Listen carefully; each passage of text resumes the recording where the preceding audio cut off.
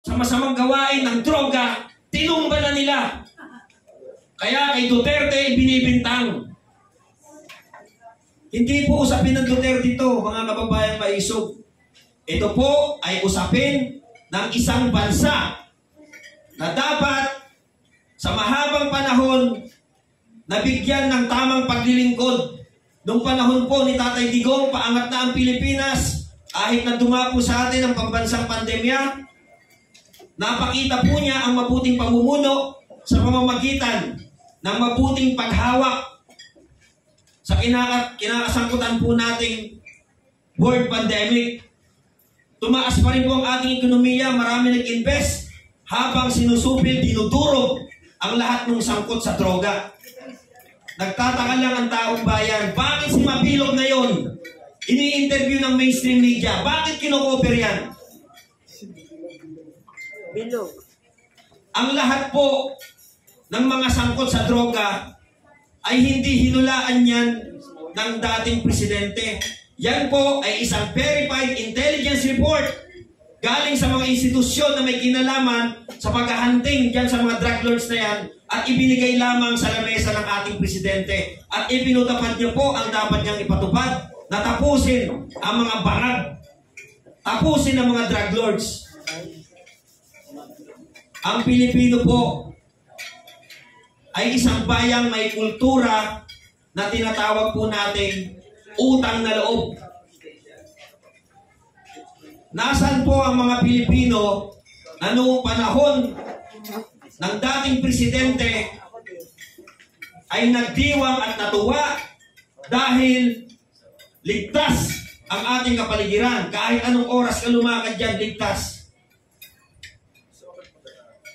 So ito pong hakbang na maisog, ito po ay organikong pagkilos ng mamamayang Pilipino. So wala po itong bahid ng Duterte Marcos. Katulad nga po ng sinabi ko, ang lahat po ng issue dito ay totoong issue ng lipunan. So again, sa darating pong Sabado, mga kababayang maisog, inaanyayahan po namin kayo sa ganap na 3:00 ng hapon. Kasi po may mga nanggugulo na ngayon. Iba-iba yung oras na sinasabi. May nagsasabing 9:00, 1:00. Hindi ho. Ang paglulunsad po natin bukas ng Luksang Bayan ay sa ganap na 3:00 ng hapon, Iwasang Bonifacio. So mga kababayang maisog, ito na po ang pagkakataon natin. Dahil tayo po ang nag-impleyo at nagbigay ng mandato sa Presidenteng Bangag, tayo rin po ang may karapatan na i-terminate ang kanyang panunungkulan sa bansang Pilipino dahil hindi niya po nagawa ang kanyang tungkulin na paunlarin, bigyan ng kapayapaan at bigyan ng kaligtasan ng ating bansa. Maraming salamat. Well, first of all, thank you Tita Chuchi and thank you Tito Linky for inviting us to appear in this press con. Congratulations po sa hakbang ng maisog for giving us an impressive array of public speakers. Maraming salamat po sa inyo. I am Butch Serrano. I am from GNN. Kanina tinatanong ako, oh, sarado na kayo ah. No, that's CNN. But we are GNN. We have been in the business for 25 years. At ang ibig sabihin lang po ng 25 years, we have been very objective in our report page at the news. And I see in this room that times have changed. Kasi po, before when we used to cover press cons, political or otherwise, talagang mainstream media ang napakarami. Ngayon ako lang nahihiya dahil ang dami talaga mga taga-social media. And, congratulations because para sa amin naman there is no mainstream or social media. We are here to spell it out. Ito, yun lang naman yun. And for 25 years, huwag kayo mag-alala. Si Gus Serrano na reporter, Timex lang po ang ilo. Huwag kayo mag-alala. Anyway, simple lang ho ang tanong ko. Anyone could answer this because bukas, you are preparing for a malawakang mass rally or protest. Ilan ho ang guesstimate ninyo na atin for tomorrow's rally. And realistically, what do you intend to carry out of this?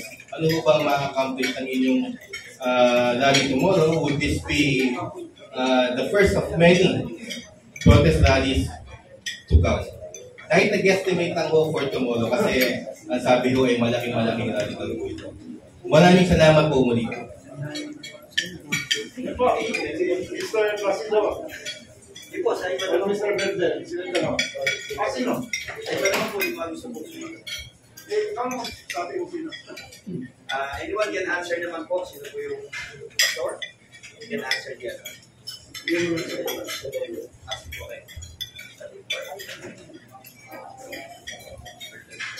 Guesstimates daw. Kahit estimate.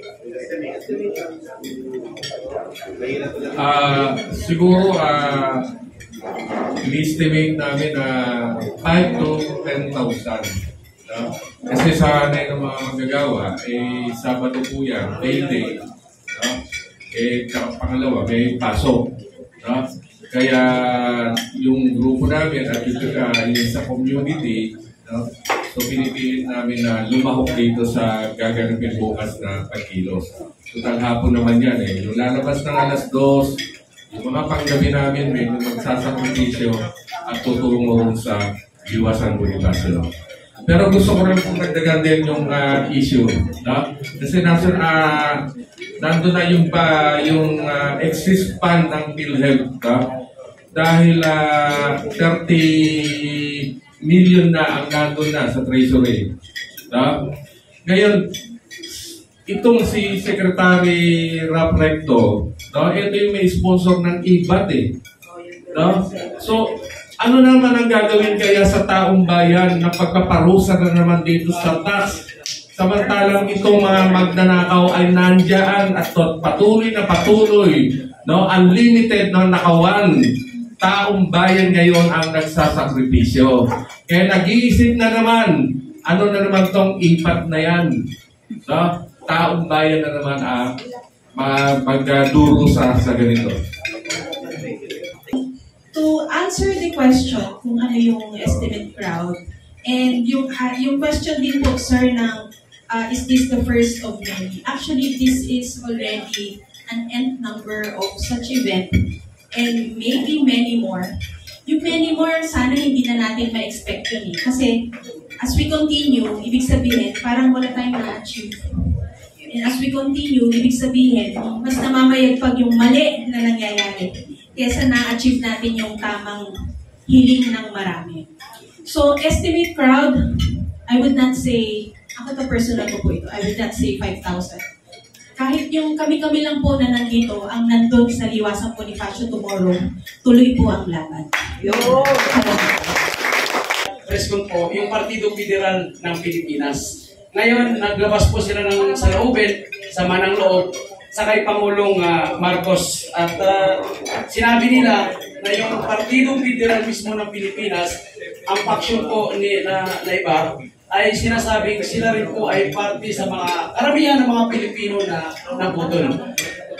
Ang pagpapahayag na ito na po ba ay parang pagpapahiwatig na titiwalag na po sila sa kay Bongbong Marcos at makisa na po sa pinaglalaban ng maisog. Yun na po. Salamat.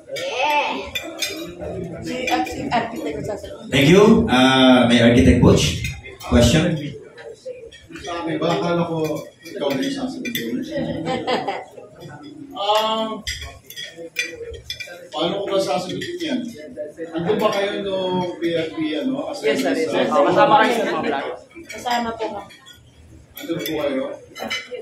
So, ito na po pala eh. So, ano ba ang pwede ko sabihin? Kung ano yung galing... Malaman ng ano, sir, nang wala doon. Ha? Malaman ng wala doon. Malaman ng wala doon.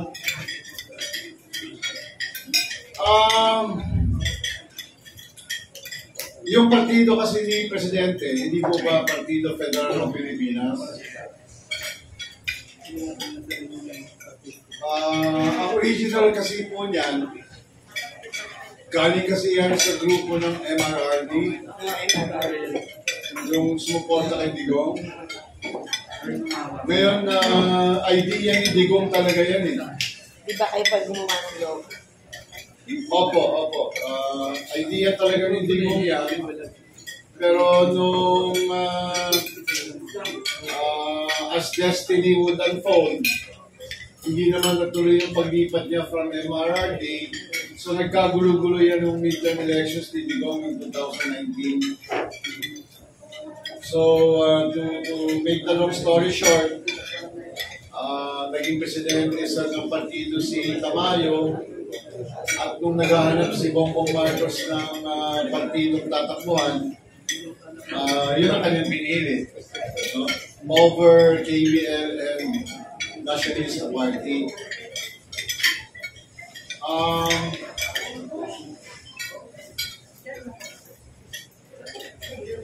Loaded kasi with deception yung sa umpisa pa lamang, loaded with deception kasi yung pagpasok ni BBM dyan sa Partido Federal ng Pilipinas na yan.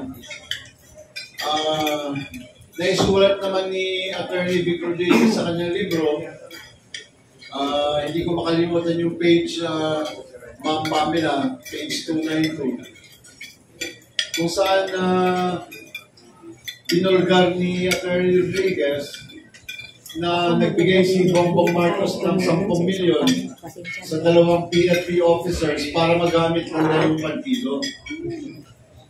Malaking issue kasi yan, yung 10 milyon na yan, sapagkat pinalabas ng 2 PFP officers na reimbursement daw nila yan sa kanilang ginastos para sa partido.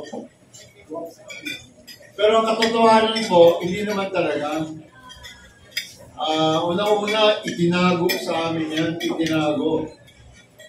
Yung pagbigay ni BBM ng 10 milyon, itinago yan sa amin ng mga miyembro ng partido. That's one. Number two, hindi naman sila gumastos. Ang gumastos dyan si Engineer Marfori, yung isa sa mga miyembro ng partido. At hindi lang yan. Ako po, bilang isa sa mga pioneers ng Partido Federal, naglabas po din naman ako ng konting salapi kasi ako po yung nag-organisa sa National Capital Region. Pero that's not even the point. The point is, okay lang naman sa amin kung kumuha sila, pero dapat yun, diniklara. Nalaman lang namin nung isinulat na ito ni Attorney Vic Rodriguez. Hindi naman nila ito mapagkaila sapagkat naikwento sa akin ni Attorney Vic Rodriguez yung mga detalye ng pagbigay ng pera. No? Pati yung kung saan nilagay sa 2 box ng sapatos, kung saan iniabot, lahat. So ako naman, bukas kong sasabihin dito sa publiko kahit napakalanan ko yung tao ng PFP officers, walang iba kundi si General Tam Lanchon na siya ngayon ang chairman ng Basis Conversion Development Authority at saka yung legal counsel ng PFP ni sa Attorney Biones. Silang dalawa yung tumanggap ng tigli 5 milyon isa. Yan, pinangalan ko na kasi nga, back up naman ako sa magiging testimony ni Attorney Vic Rodriguez. So, yun po. Yun lang ba gusto mo malaman o marami pa iba? Sige sir, kung gusto mo pa, may magkwento ka pa. Ha? Gusto mo pa ikwento. Well, sa ngayon, nag-aaway yung sapagkat yung naglilidiran ng PNP kasi ngayon na si President Tamayo, Governor ng South Cotabato, at saka lahat ng mga PNP officers kasi are usurping their power and positions because ang katotohanan talaga niyan, yung kanilang pinagbabasihan ng pagpapatuloy ng kanilang function ay base sa isang dokumento na hindi authentic na kini-question naman namin ngayon sa PAUBELEC. No? May allegations na pinag-forge nila yung pirma ng mga dating officers kaya na-extend yung kanilang term. So yun po, running dispute po yun, no? sa Comelec. Salamat, sir. So yun lang po. Salamat po. Good afternoon po sa lahat ng nandito sa ating press conference. My name is Princess Maui, a vlogger and a member of the ACT team. And I'm also a member of EDSA Friday group. Sir JM, kailan na po tayo nag-start? August lang po yata. June, yung EDSA Friday. June. So, nagpasumas pa lang ang group namin. So, the EDSA Friday group is conducting a prayer rally and kwentuhan sa EDSA Shrine every Friday. Okay? Yung tipong labasan ng mga tao, so maraming yung objective para mapalood ng maraming mga nag-uuwian ng Friday. So, we started, I think, konti na, wala pa nga yatang 10 yung members. So, eventually, dumami po kami. Umabot kami na siguro hanggang 50. Hindi pa naman umabot ng 100 yung pumupunta ng EDSA Shrine. Pero pinigil po kasi kami doon dahil nga po privately owned yung EDSA Shrine. And I think it's owned by the CBCP. Pero despite na kami ay ganun lang kakaunti, actually kumonti kami lalo nung nagkaroon po ng nung nagkaroon ng KOJC rally sa Liwasan. By that, I have to congratulate po the Maisog and even the KOJC for organizing such prayer rally na dumarami at libo naman po talaga ang dumadating sa Liwasan. And I'm also anticipating na libo rin tayo tomorrow. Pero alam niyo, kahit na kami hindi nakaka-100 sa EDSA Shrine, pinadalhan kami ng bata-batalyong pulis. It seems like mas threatened po ang palasyo sa EDSA Friday group kesa sa Liwasan na covered po left and right ng mga punong kahoy at ang likod po ay yung nasunog na post office. Yung harap lang po, yung medyo nakikita tayo doon, fortunately malakas yung sound system natin sa Liwasan. Now, kami po ay planning pa rin magtuloy-tuloy kahit ilan na kami sa EDSA Friday group, regular po kasi may recall, ang aktipiran ng iba sa amin ay may recall ang EDSA and parang takot sila sa EDSA. Parang ayaw nila maulit ang history na in-EDSA sila noon. Any sound advice from our resource person if we should continue or not our EDSA Friday group?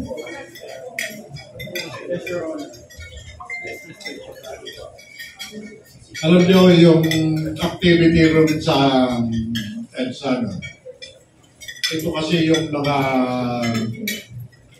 isa sa mga puntahan ng mga kababayan natin na gustong mag-express ng kanilang thoughts at opinion tungkol dito sa mga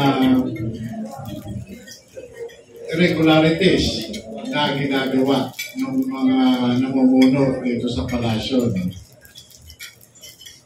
Dahil hindi naman regular yung activity ng Maisog o ng KOJC dito sa Kamaynilaan, isa yung EDSA doon sa nagiging regular na puntahan ng mga kababayan natin tuwing Biyernes. Kaya wala akong nakikita na dahilan upang ipatigil yung activity dyan. Dahil yung mga nagpupunta naman dyan, voluntary, di ba? Voluntary yung kanilang pagpunta at doon nakikita-kita ng mga kasama nating vlogger. At sa pamamagitan noon, nakakapag-express sila ng opinion, lumalabas yan doon sa mga bawat channels ng mga vlogger na nandoon sa EDSA. Kung makikita nyo, kahit konti lang ito, pero napakalaki ng nare-reach nito pag lumabas na sa social media. At yung mga kababayan natin, lalo na yung mga nandoon sa ibang bansa, dito lang umaasa doon sa mga sinusubscribe nila o sinusundan na mga vlogger. Ang importante rito, hindi yung dami o konti. Ang importante rito, yung lumalabas na thoughts at opinion ng bawat ordinaryong mamamayan na napipick up ng mga vlogger. At inilalabas nila ito during live, di ba? Doon sa live nila, doon sa social media. Kaya kung mawawala ito, mawawalan din ng mga informasyon yung mga kababayan natin, lalo na yung mga OFW abroad. Thank you. Good afternoon po, mga sensors. Here po. Here, Architect Butch. Marlon from third floor. Anyway, I have two sets of questions. Una, darating po ba si Vice President Sara Duterte sa indignation rally bukas? At kung darating, saan po siya mag-attend? Sa Liwasang Bonifacio ba? Sa Davao City or sa Cebu?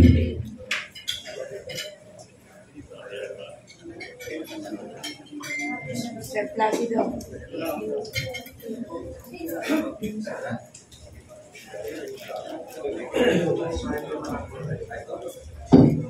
Okay. Yung mangyayari po kasi bukas na Luksang Bayan, ano po ito dito natin makikita kung sino po yung mga bababang leader. No, para po pangunahan ang taong bayan sa panawagan po natin. So far, wala pong declaration kung sino yung kumpirmadong darating. Kaya mas dapat po nating palakasin ang ating tinig bukas sa pamamagitan ng pagpapakita ng suporta sa Luksang Bayan.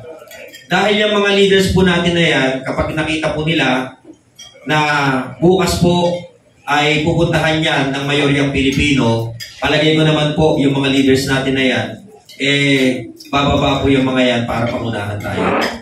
So, once again, Kuya Marlon, there is no confirmation that the Vice President of the Philippines will be with us by tomorrow. Pero, hindi po natin sinasabi na pupunta o hindi. Pero once again, sabi ko nga, ang ating pong Vice Presidente, marunong makinig yan.